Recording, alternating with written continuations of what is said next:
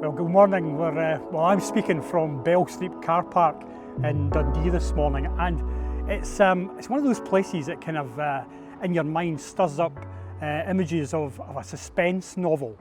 And I was thinking about one of those writers, Stephen King. I'm sure you've come across his books because he's pretty prolific. In fact, he's written 49 suspense and horror novels. My favourite would be his novella, Shawshank Redemption, which was turned into an absolutely wonderful film. You may know him, 350 million copies of his books have been printed, but what you might not know is that just about 15 years ago, he almost lost his life. He was out one day just walking along a country road when a van hit him and knocked him into the ditch. His legs were so crushed that the doctors thought he would lose both of them. And since that time, he has been an outspoken advocate of generosity. I want to read an excerpt from a speech that he gave to some students at their graduation. He said, "I found out what you can't take it with you means. I found out while I was lying in the ditch at the side of a country road, covered with mud and blood, and with the tibia of my right leg poking out of the side of my jeans like a branch of a tree taken down in a thunderstorm. I had a MasterCard in my wallet.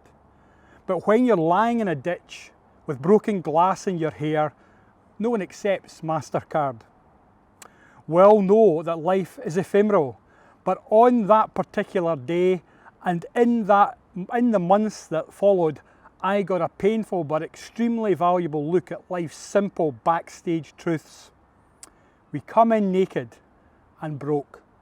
We may be dressed up when we go out, but we're just as broke. Bill Gates is going out broke. Tom Hanks is going out broke. Steve King, broke, not a crying dime. All the money you earn, all the stocks you buy, all the mutual funds you trade, all of that is mostly smoke and mirrors.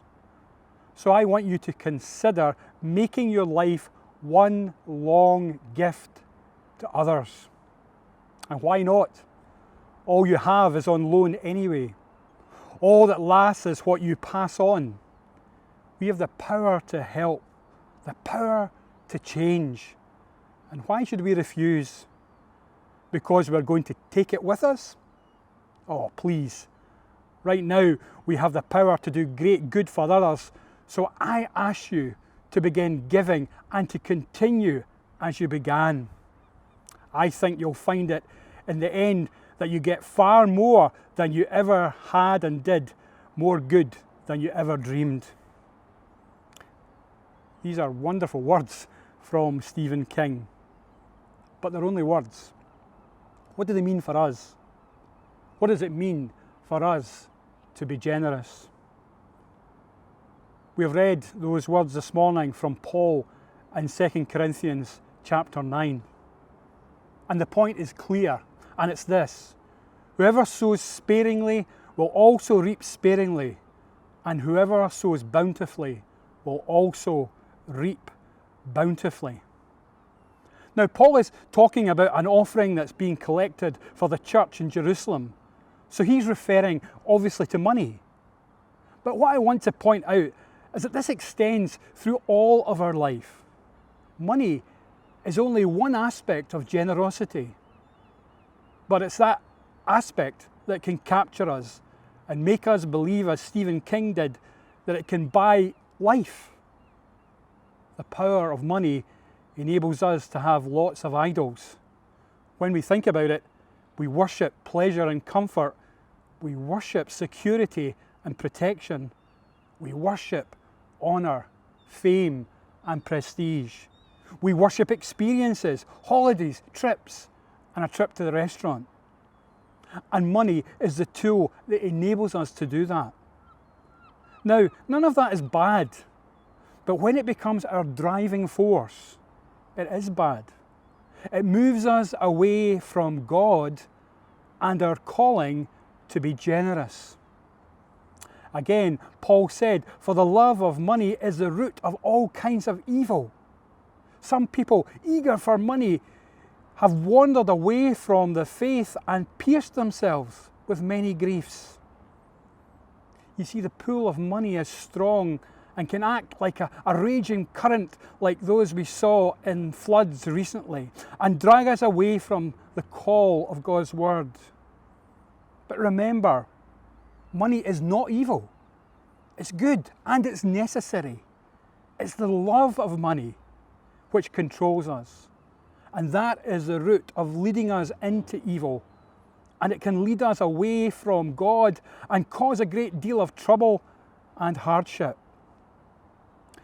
New Testament scholar Craig Blomberg calls the way we take care of our material possessions the most important test case of one's profession of discipleship. And he went on to say that materialism is the single biggest competitor with authentic Christianity for the hearts and souls of millions in the world today. That's quite a statement. That's quite a statement about those who claim to follow Jesus. And I suppose it begs the question, how do we view our possessions? How do we view the money that God has entrusted to us? How do we view giving to the church? Others will give, so I'm off the hook. It doesn't really matter. I have other things I want too much, so who cares? I don't have much money, so there's not much I can do. We can all make excuses. But if you don't give, you're only hurting the call of the gospel. And you're hurting yourself. There's potential for you to receive great joy and blessing because of your giving. Wouldn't it be great if when others think about you, they don't think, but they know you are a generous person. They see Christ in you because of who you are. And again, I'm not just speaking about money here. I'm talking about the totality of your life. If you're a giving person, and others want to model that, they want to have what you have. They want to have that hope and that treasure that you have within you. And we should radiate that. That's what we should be like. What about our material possessions too? Again, there is nothing wrong with having stuff. But how much do we really need? Does our wanting possessions interfere with serving? Does our selfishness get in the way of serving? Another way we can demonstrate generosity is how we think of others.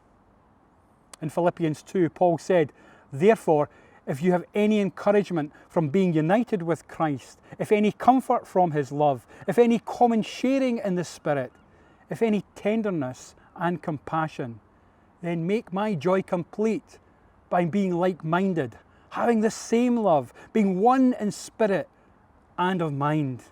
Do nothing out of selfish ambition or vain conceit. Rather, in humility, value others above yourselves, not looking at your own interests, but each of you to the interests of others." Did you hear what Paul was saying? Did you hear what he was saying to you, to me, to us? He has a whole new way of being generous. Consider others better than yourselves. Look at the good of the whole, not just what's in your best interests. Share tenderness and compassion. Look at the interests of the other. These are all gifts and the way to practice generosity. It's not just our words. Words are cheap. It's our actions, which make a huge difference.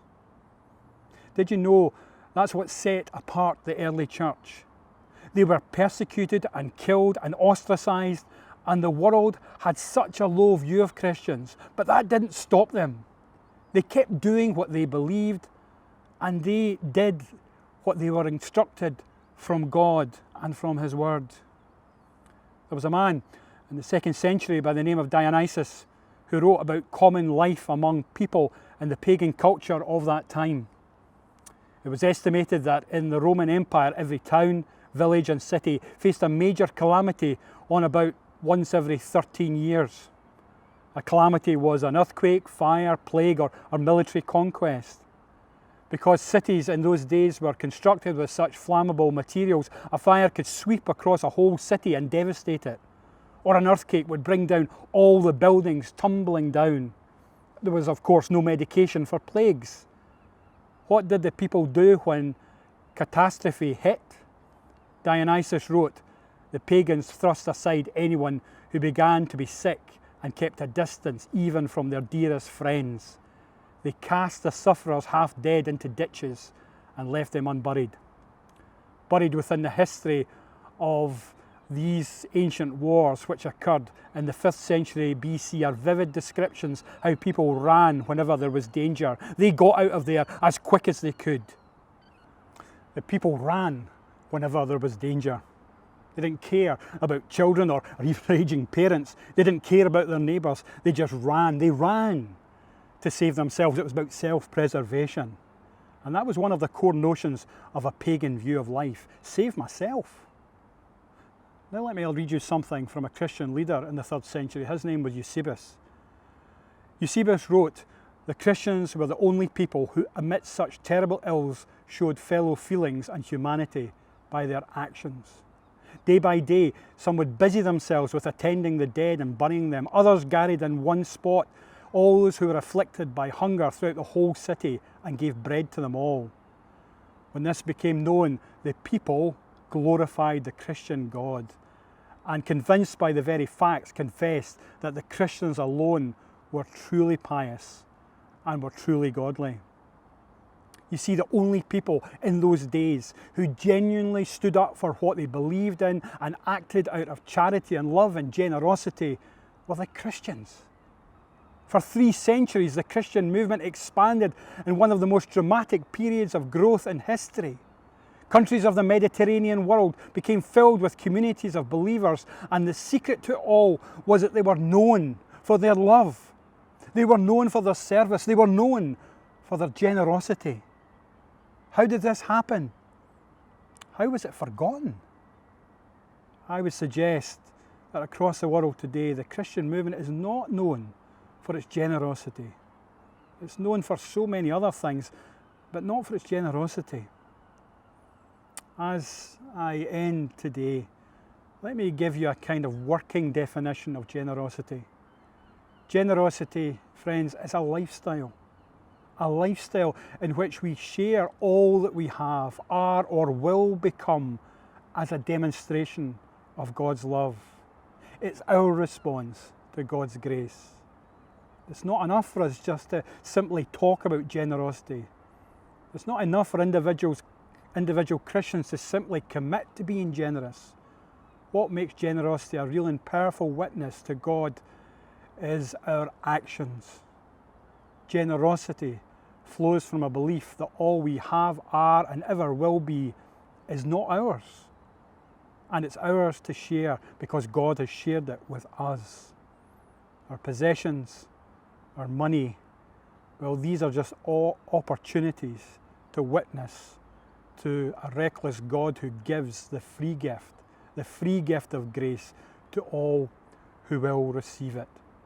Generosity is the fullest expression of the life of one who receives, one who has been given a gift that must be used wisely for the purpose of bringing glory to God.